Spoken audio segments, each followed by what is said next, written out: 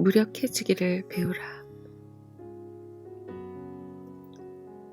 자폐증과 발달지체로 고생하고 있는 우리 딸 킴은 미세운동 기능도 약하고 동작이 뜻대로 되지 않아 말도 잘 하지 못하는 상황이다. 그런데 무슨 이유에서인지 모르지만 킴은 항상 너무 일찍 일어났다. 새벽 4시쯤 위층에서 킴이 왔다 갔다 하는 소리가 들리면 아내는 나더러 조용히 좀 시켜달라고 소리 지른다. 아내가 그럴 만도 한 것이 킴의 발자국 소리가 어찌나 심한지 꼭 조깅하는 것 같기 때문이다. 나는 소리를 질러 아이를 저지시킨다. 자폐증 분야에서는 딸아이의 증상을 상동증, 반복행동증이라고 한다.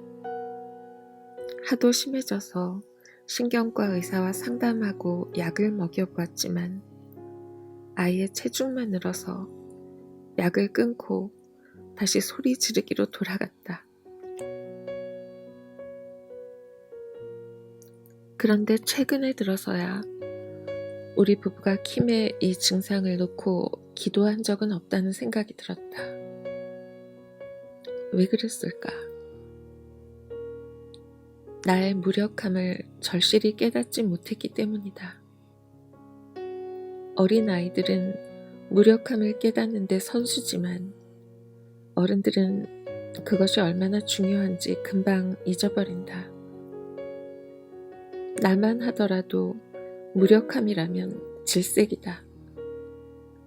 무슨 수나 방도를 구하거나 하다못해 나의 문제를 들어줄 친구를 원한다.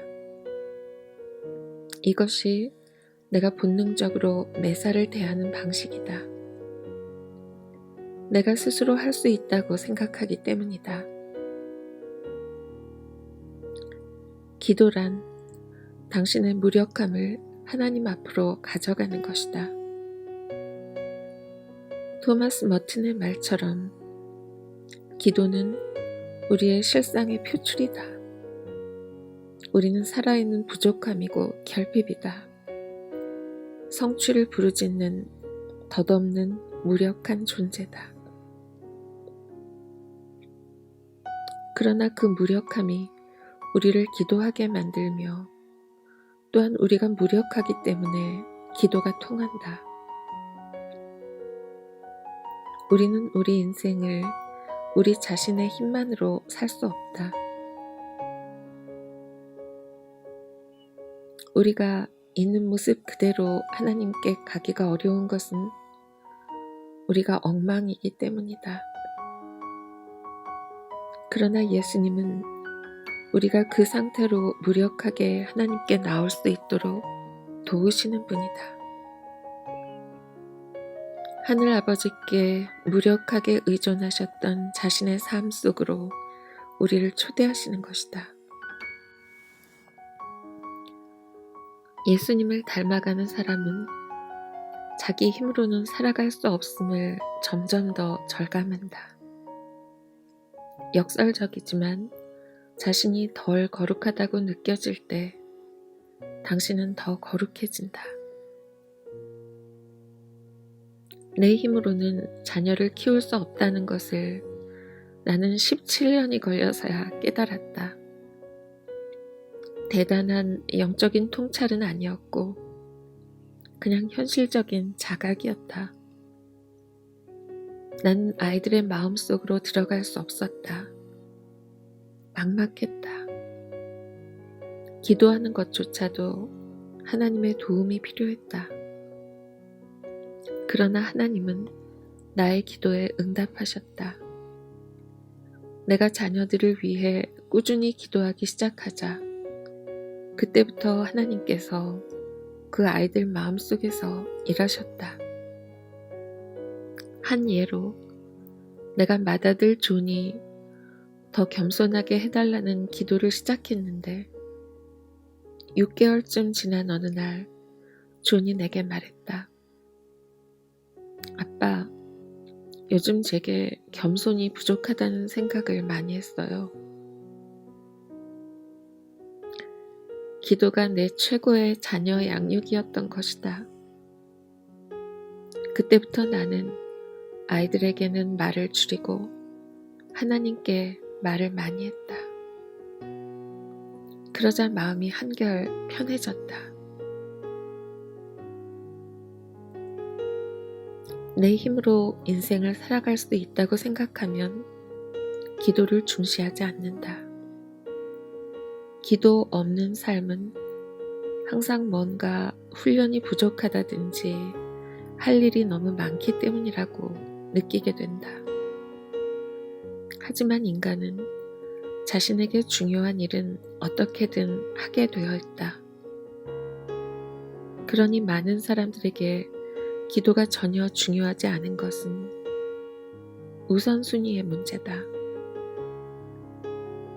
그러므로 기도를 배우는 과정에서는 고난이 매우 중요하다. 고난은 인생이 정말 어떤 것인지 보여주시려는 하나님의 선물이다. 얼마 전에 킴이 다시 새벽에 방 안을 왔다 갔다 하기 시작했다. 내가 침대에서 나오려는데 아내가 반쯤 잠든 상태로 물었다. 킴한테 소리치려고요?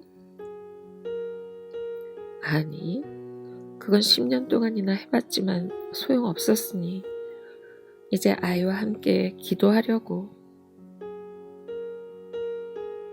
나는 아내의 웃음소리를 들으며 킴의 방으로 올라갔다. 조용히 아이를 침대로 데리고 가서 이불 위에 손을 얹고 아이를 가라앉혀 달라고 기도했다. 하나님은 우리의 기도를 들으셨다. 킴은 잠들었고 그날 아침에는 다시 왔다 갔다 하지 않았다.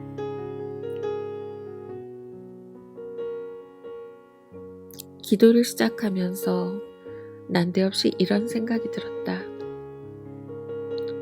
킴도 혼자서 기도할 수 있고 하나님과 소통할 수 있는데 여태 내가 과소평가했구나. 킴을 보는 나의 시각이 너무 좁아 단지 장애인으로만 본 것이다. 내 마음속에 아이에 대한 새로운 기대가 생겨나기 시작했다. 아이가 영적으로 성장할 수 있다는 새로운 희망이었다. 킴이 자기 팔뚝을 물어뜯으면 그 문제로 아이와 함께 기도할 수 있다. 부르튼 팔뚝에 기름을 발라주면서 말이다.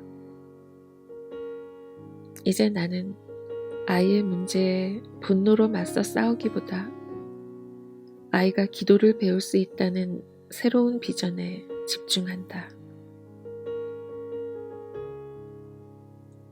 그 후로도 킴이 왔다 갔다 하는 일은 계속되었다. 그럴 때마다 나는 겨우 자리에서 기어나와 아이와 함께 기도했다. 그러다 4개월 후쯤 이사를 해야 할 일이 생겨 오랫동안 살던 집을 떠나게 되었는데 그때부터 킴의 그런 행동이 완전히 없어졌다.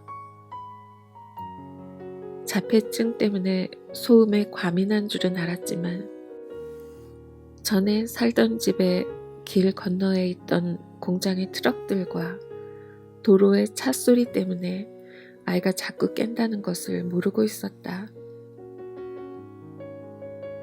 새로 이사 온 집은 도로에서 떨어져 있어 훨씬 조용하다. 그렇게 하나님은 킴을 위한 나의 기도에 응답해 주셨다. 일상 기도 중에서 폴 밀러 지음 CUP